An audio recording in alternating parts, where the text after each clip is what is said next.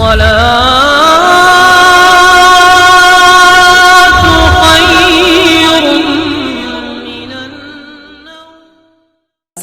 علیکم ورحمۃ اللہ وبرکاتہ۔ پیارے دوستو، آب زمزم سبھی پانیوں کا سردار ہے اور یہ وہ پانی ہے جو بھوک اور پیاس دونوں کا خاتمہ کرتا ہے۔ آب زمزم کے ایک قطرے میں کئی بیماریوں سے شفا موجود ہے۔ اگر آپ اس پانی کا ایک قطرہ بھی عام پانی میں شامل کر لیں تو اس کی تاثیر بھی زمزم کے پانی جیسی ہو جاتی ہے۔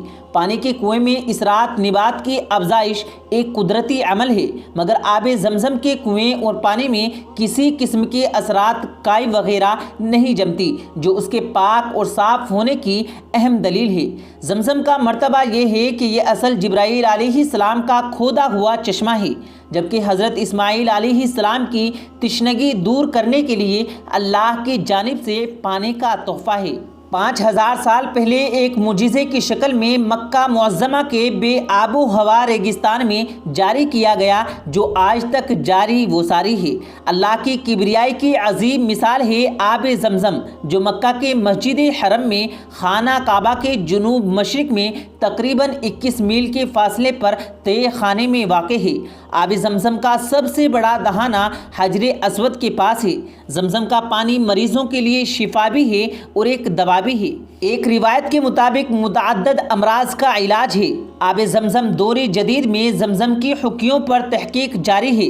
قدرت کا یہ معجزہ مسلمانوں کے لیے کتنا عظیم تحفہ ہے، یہ مسلمان ہی سمجھ سکتا ہے۔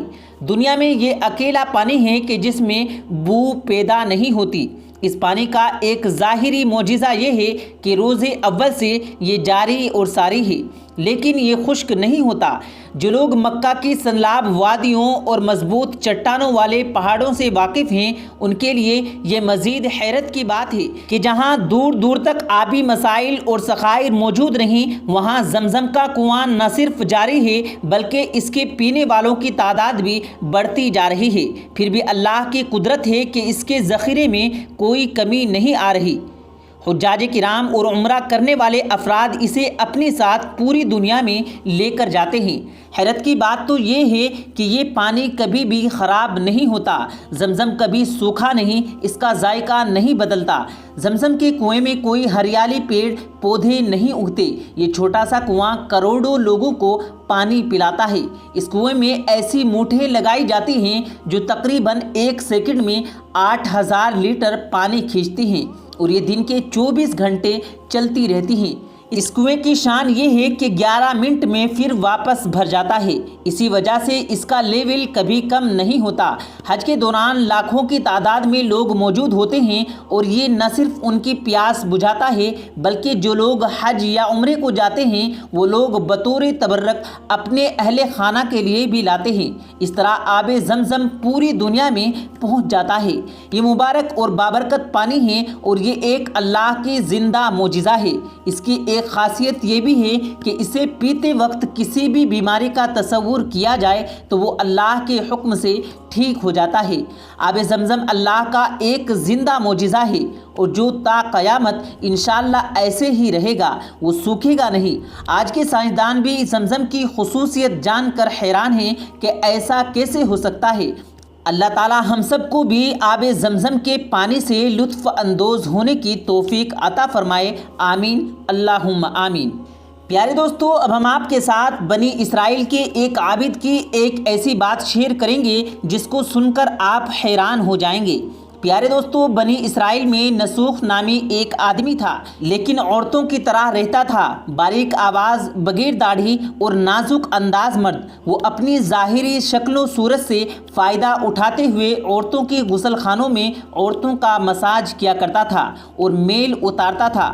کوئی بھی اس کی حقیقت نہیں جانتا تھا کہ یہ مرد ہے یا عورت ہے۔ سبھی اس کو عورت سمجھتے تھے۔ اس ذریعے سے وہ پیسہ بھی کماتا تھا اور عورتوں کے جسم سے مزے بھی لیا کرتا تھا۔ کئی مرتبہ اس نے اس کام سے توبہ بھی کی، لیکن ہمیشہ توبہ ٹوٹ جاتی تھی۔ ایک دن بادشاہ کی بیٹی نہانے کے لیے غسل خانے میں گئی۔ نہانے اور مساج کرنے کے بعد پتہ چلا کہ اس کا ہیرا گم ہو گیا ہے۔ بادشاہ کی بیٹی نے حکم دیا کہ سب کی تلاشی لی جائے۔ سب کی تلاشی لی گئی پر ہیرا نہیں ملا۔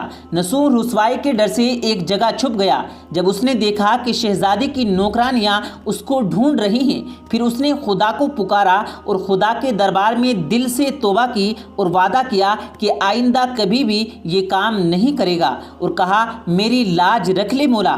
اچانک باہر سے آواز آئی، نسوح کو چھوڑ دو، ہیرا مل گیا ہے۔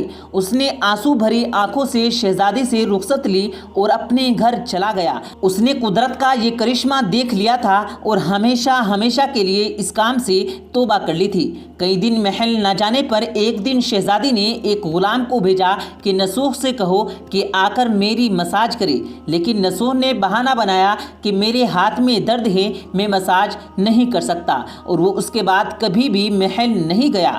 تو اس نے دیکھا کہ محل جانا اب مناسب نہیں، اس لیے کہ سب عورتیں اس کو چاہتی ہیں اور اس کے ہاتھ سے مساج لینا پسند کرتی ہیں۔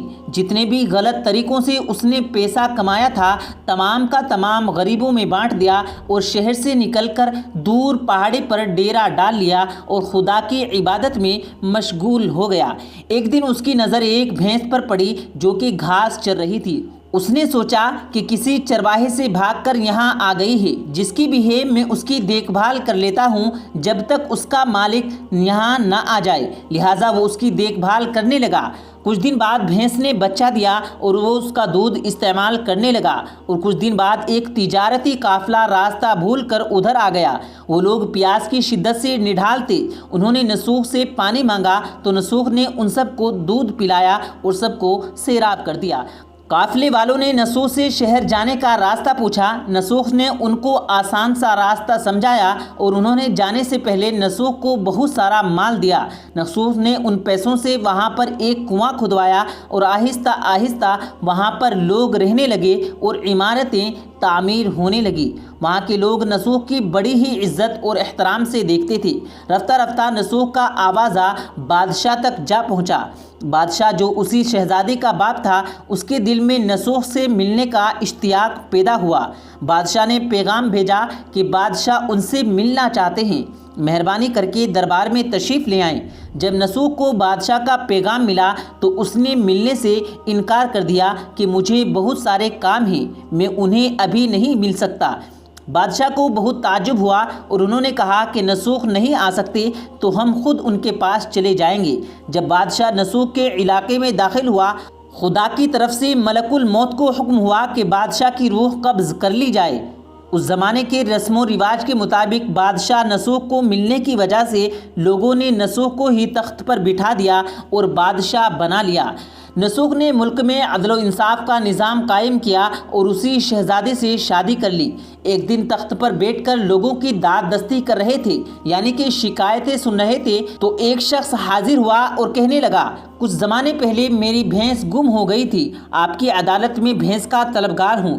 نسوح نے کہا، تمہاری بھینس میرے پاس ہے اور آج جو کچھ میرے پاس ہے سب تمہاری بھینس کی وجہ سے ہے۔ نسوح نے حکم دیا کہ میرے مال کا آدھا حصہ اس بھینس کے مالک کو دے دیا جائے۔ وہ شخص خدا کے حکم سے کہنے لگا، اے نسوح، جان لو نہ میں اس کا مالک ہوں اور نہ وہ بھینس جانور ہے، ہم دونوں فرشتے ہیں اور ہم تمہارا امتحان لینے آئے تھے۔ یہ سب مال و دولت تمہارا ہی ہے، یہ سب تمہاری سچی توبہ کرنے کا نتیجہ ہے، یہ سب کچھ تمہیں مبارک ہو۔ اور یہ کہہ کر دونوں فرشتے نظروں سے غائب ہو گئے۔ اسی لیے سچی توبہ کرنے کو توبۃ النصوح کہا جاتا ہے کہ جس کے بعد کوئی گناہ نہ ہو۔ آخر میں اللہ رب العزت سے دعا ہے کہ اللہ ہمیں بھی ایسی توبہ کرنا نصیب فرمائے۔ آمین، اللہم آمین۔